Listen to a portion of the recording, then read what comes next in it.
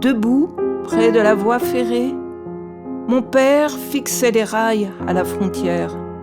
Courbé avec d'autres comme lui, retenu, il maintenait, vissait, martelait les barres posées, ajustées sur les pierres terreuses.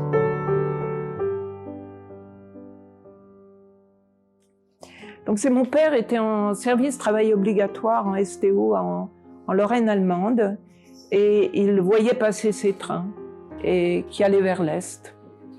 Et ça, je pense qu'il l'a raconté, que ça a dû nourrir quelque chose d'un imaginaire d'enfant. C'est ce qui m'a fait aller vers cette série-là. C'est ce qui m'a fait aller d'ailleurs dans ce camp d'extermination pour prendre ces photographies. Et en fait, maintenant, c'est ça qui est important de dire, mon père est rentré dans l'histoire, en fait. Il n'était pas dans Exil et Réminiscence, il n'était pas dans d'autres séries photographiques que j'ai fait. Là, maintenant, il est là. On le voit pas sur les photos, mais il est là. Dans ces photographies, elle va au fond d'elle-même et elle donne une expression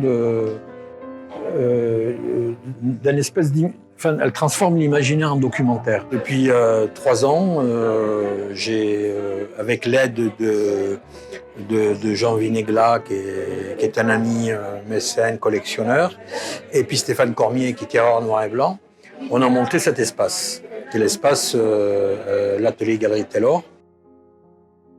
Quand j'ai vu celle de Christine, le personnage m'a bien plu. Et puis les photos, je les ai trouvées intéressantes.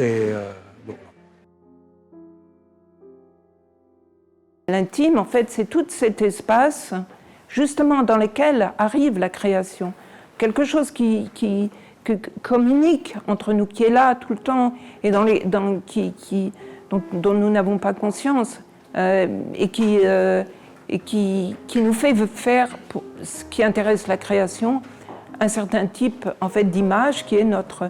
Et c'est ça qu'il faut trouver.